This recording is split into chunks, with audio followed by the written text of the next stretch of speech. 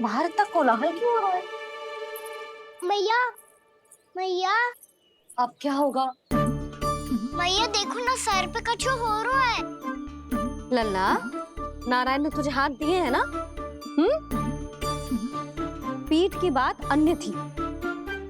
अपने सिर की सेवा स्वयं कर। सर पे तो हाथ पहुंच रहा है ना?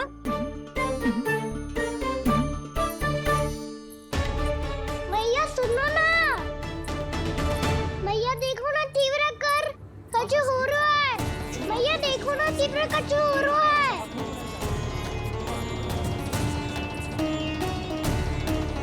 सब लोग आ चुके हैं, अपना संदेश सुनाइए आप। गोपराज नंद और सभी वृंदावन वासियों को सूचित किया जाता है कि मथुरा अधिपति और आप सभी के महाराज कंस ने कल सुबह भव्य पूजा का आयोजन किया है। इसके लिए राज्य को वृंदावन के क्षेत्र के निकट यमुना नदी के मध्य में खिलने वाले 1 कोटि कमल के पुष्पों की आवश्यकता है। इसीलिए आप सभी को यह आदेश दिया जाता है कि ये सभी कमल के पुष्प प्रथम पहर से पहले राजसभा में पहुंचा दिए जाए। वो भी प्रथम पहर से पहले कैसे हो सकते हैं? यदि आप ऐसा करने में असफल रहे तो इसे राज आज्ञा का उल्लंघन माना जाएगा और राजद्रोह के आरोप में आप सभी को कड़े से कड़ा दंड दिया जाएगा। स्मरण रहे, यदि कल की पूजा में इन 1 कोटि कमल के पुष्पों का ना पहुंचने के कारण कोई व्यवधान आया तो समस्त वृंदावन वासियों को दोषी माना जाएगा और पूरे गांव को निवासियों सहित धूल में मिला दिया जाएगा। कल प्रथम पहर तक का ही समय है आप सबके पास।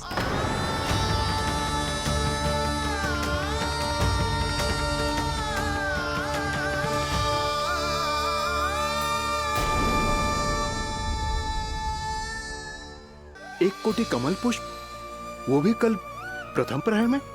ऐसे कैसे संभव है? और कोई साधारण पुष्प ना, यमुना नदी के मध्य खिलने वाले विशेष कमल के फूल चाहिए उन्हें। लेकिन यमुना नदी में तो कालिया नाग ने विष घोल के रखा है, तो फिर कैसे हो पाएगा? यह संभव है। हमारी मृत्यु का संदेश भेजा राजा कंस ने। सदैव की भांति इस समस्या पर भी गांव के बड़े ही विचार करेंगे। बालकों का यहाँ होना उचित ना है।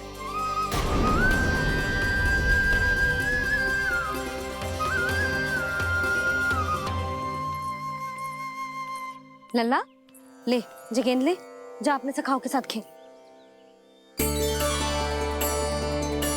सुबह उज्जवल, मधुमंगल वसंता, देखो मैया ने क्या दिया है। चलो खेले, बहुत आनंद आएगा आज।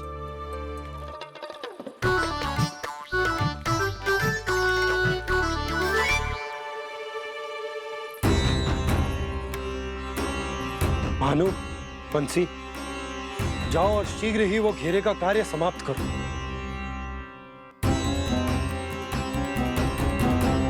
पर कछु ना कछु तो करना पड़ेगा ना। पर हम कर ही क्या सकते हैं? पुष्प लाने को और कोई उपाय है भी तो ना। मैं चला जाऊंगा जमुना जी में। वैसे भी मेरे जीवन के कितने दिन शेष बचे हैं। गांव के लिए, समाज के लिए कुछ करके मरूं, तभी तो शांति मिलेगी। ना काका, यदि आप उस विषैले जल में छलांग लगा भी दोगे, किंतु 1 कोटि कमल पुष्प एकत्रित कर पाना आपके लिए संभव ना है। इससे अच्छा है कि मैं चला जाऊं। यदि मैं मर भी गया तो मेरे पीछे रोने वाला कोई ना है। किसी को कहीं जाने की आवश्यकता ना है। गोप नरेश होने के नाते ये मेरा कर्तव्य है कि मैं आप सबकी रक्षा करूं। नंदराज, आपको जाना है तो जाओ। हरिया, काका, भैया सब चले जाओ। लेकिन आपको पता है वहाँ का जल कितना विषैला है। आप लोग एक क्षण भी जीवित नहीं रह पाओगे। फिर कैसे इकट्ठा करेंगे 1 कोटि कमल पुष्प? आप बात तो सही कह रही हैं शांति। उस दुष्ट कंस ने ऐसी मांग रख के हम सबको फंसा दिया। हम में से कोई भी क्यों ना चला जाए और इस संकट का समाधान ना निकले को। कान्हा, बताना कौन सा खेल खेलें? गेंद पकड़ खेलते हैं। पर एक बात सुन लो सब, कोई भी तीव्र गति से ना फेंकेगा गेंद को। भैया ने फ्रेम बनाई है मेरे लिए। सब तैयार हो? हाँ।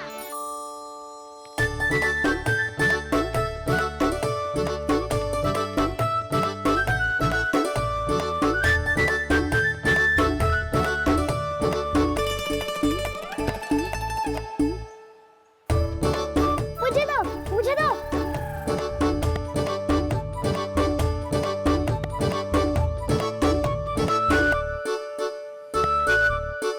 मुझे दो, मुझे दो।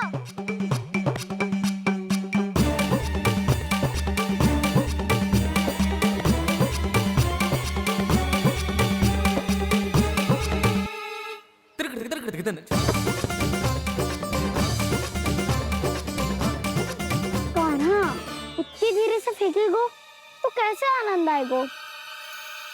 थोड़ा बल लगा के फेंक। हाँ कान्हा, हम अभी बड़े हो गए हैं, तू अब भी छोटे बालकों की तरह फेंक रहे है।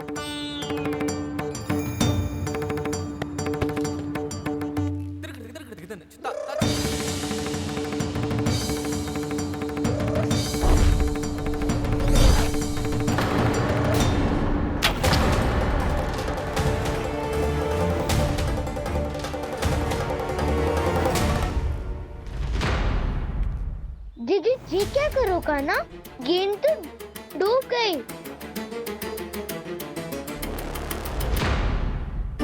अच्छा, तो ये सब इसकी योजना का भाग था ताकि ये कालिया का सामना कर पाए। तुम सबने तो कही थी तीव्र गति से फेंको, देखो फिकवा दी ना मेरी गेम। मुझसे नदी में और मुझे जाके लानी पड़ेगी। रुक जा कान्हा, रुक जा कान्हा। जी क्या बोल रहे थे कान्हा? इसमें तो बहुत संकट है। कोई भी संकट मेरी मैया का उपहार खोने से बड़ा ना है। बहुत प्रेम से बना के उन्होंने दी थी। हे नारायण, कोई उपाय समझ में ना आ रहा है। मैया, हम कैसे करेंगे हम अपने गांव की रक्षा? कीड़े पड़ेंगे उस दुष्ट को। यदि उसके कारण किसी के प्राण चले गए तो कौन सा फल मिलेगा उसे इस पूजा का? तुम सही कह रही हो यशोद। हमारे पास कोई और दूसरा विकल्प भी तो ना है।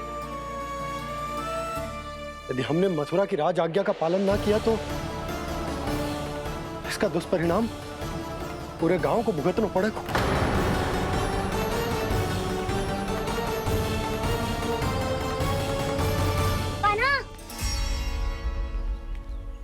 तुम्हें पता है कि तू भगवान है, दिव्य है, बहुत शक्ति है तुझ में। पर फिर भी हम तुझे विषैले जल में ना जाने दे सकते। कुछ होगा तो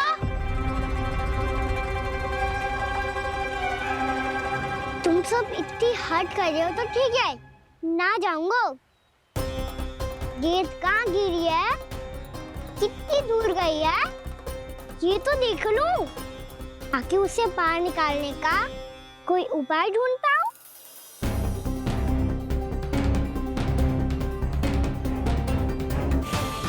हाँ।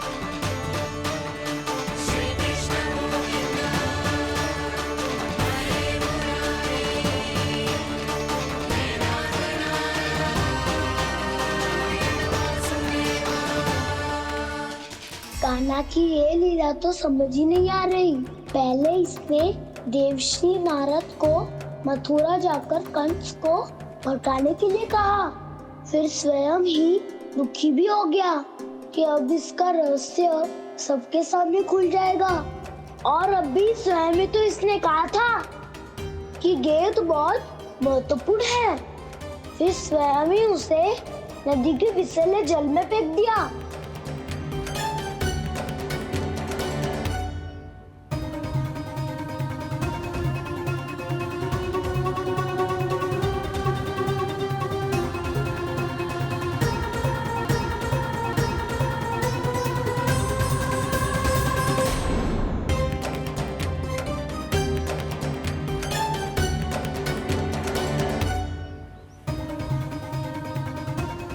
कान्हा, तू ऊपर ऊंचाई से देखूंगा तभी तो गेंद दिखेगी।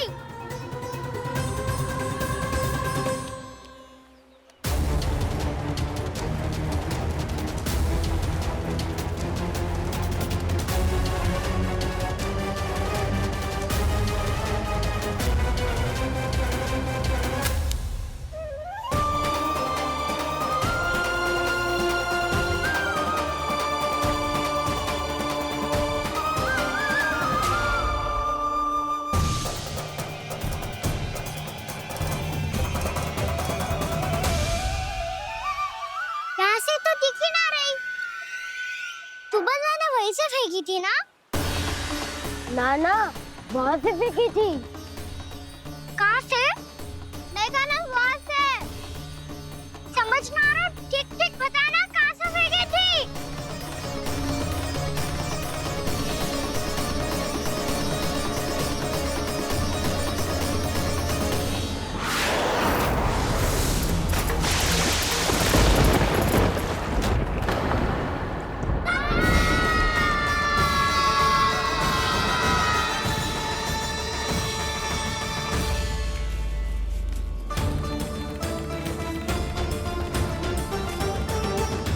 कालिया नाग के क्षेत्र में जाकर कोई भी जीवित वापस ना लौट सको है।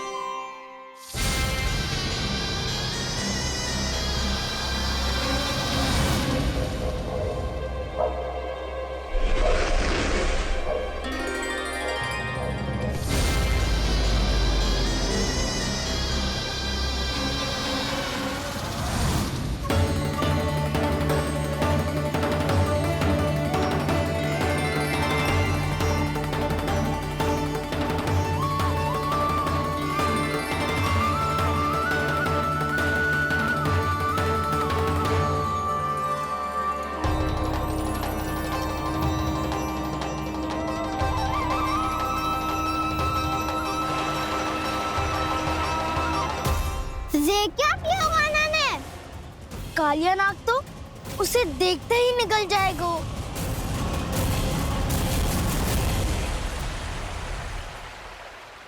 तो आरंभ से अब तक सब कुछ उसकी लीला का ही भाग था।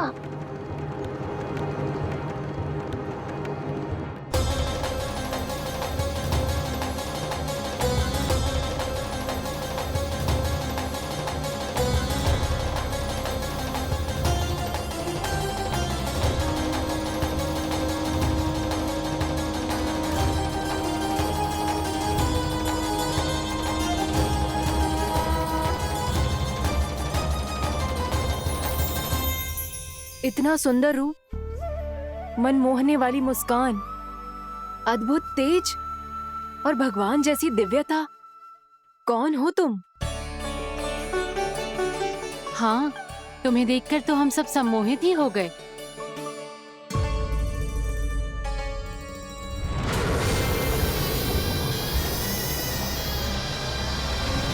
तुम जो भी हो बालक, वापस लौट जाओ। हमारा हृदय तुम्हें ही देखते रहना चाहता है। किंतु यदि हमारे पति जाग गए तो तुम्हें अवश्य हानि पहुंचाएंगे। ये बहुत विषैले है बालक, कालकोट जैसे भयानक। इनके विष से तुम नहीं बच सकोगे। नंदराज, कालिया नाग के विष का प्रभाव बढ़ते ही जा रहा है।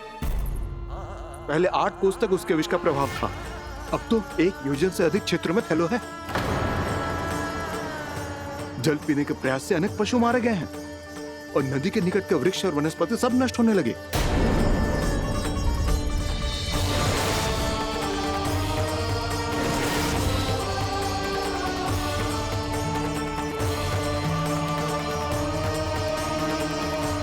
इनके विष की तीव्रता इतनी अधिक है बालक कि इनके संपर्क में आने वाले को तड़पने का भी अवसर नहीं मिलता। इनके विष की अग्नि क्षण भर से भी कम समय में प्राणवायु को जलाकर राख कर देती है।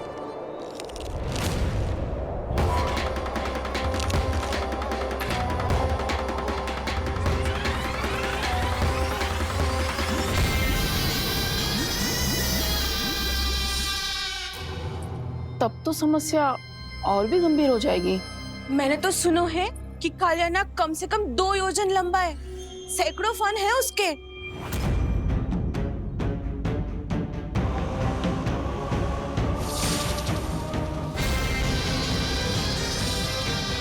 इसका अर्थ तो ये है कि हम दोनों ओर से फंस गए। एक और कंस को 1 कोटि कमल पुष्प देने जो कि कालियानाग के क्षेत्र में पड़ते हैं, और दूसरी ओर उस कालियानाग का विष यमुना जी के क्षेत्र में बढ़ता ही जा रहा। इसके कारण हम ही नहीं, निर्दोष पशु पक्षी भी संकट में। इन दोनों समस्याओं का एक ही समाधान है, उस कालियानाग का सामना करना। और ये ना समझ आ रहा कि हम ये करेंगे कैसे, क्योंकि ये बात साधारण मनुष्य के बस की ना है। हमारे लिए ये असंभव है।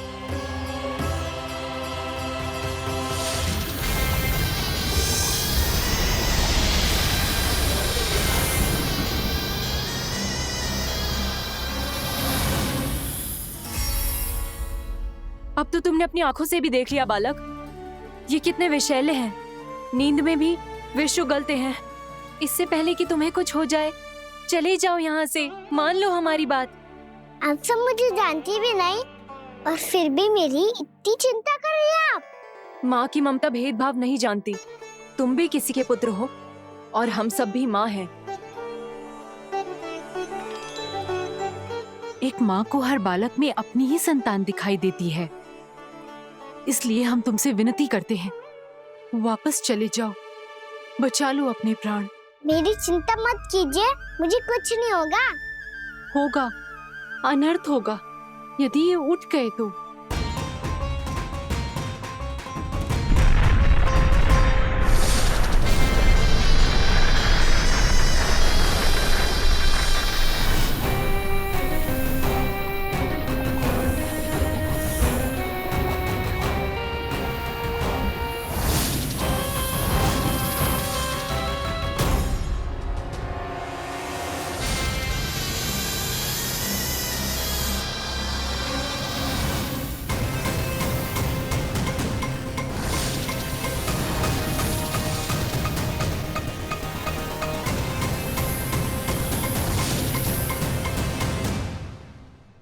सामने होते हुए भी अपने इश्क को केवल वही देख सकता है जो अपना अभिमान त्याग चुका हो।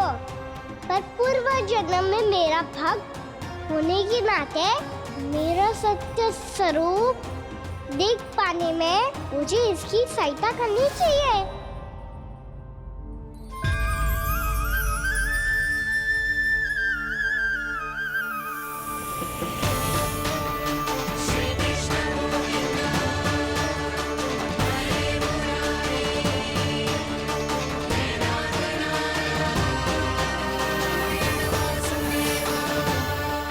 देखो हमारा छोटा सा कान्हा कैसे डट के खड़ा हुआ है, इतने विशालकाय, इतने महाभयंकर सबके सामने।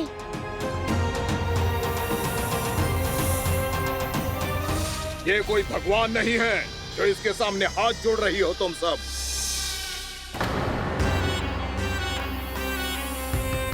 एक सामान्य साधारण बालक है ये, जो ये तक नहीं जानता कि इसके सामने है इसका काल, कालिया। तू कौन है बालक?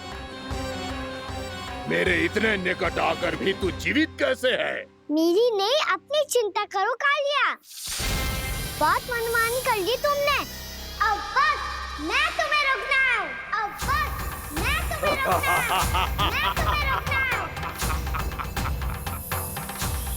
बित्ते भर का है तू, मेरे विष के बारे में जानता ही क्या है?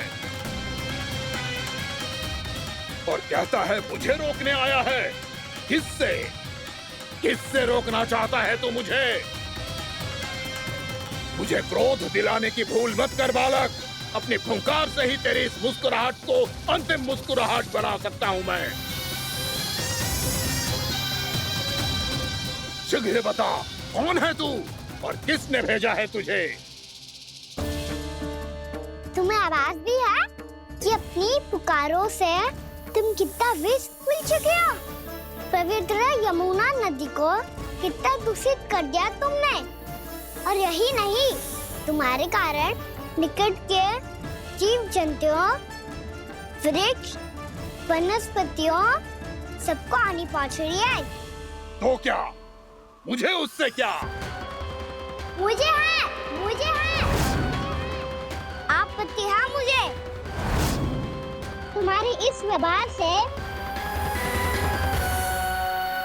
और इसीलिए तुम्हें यहाँ से जाना होगा।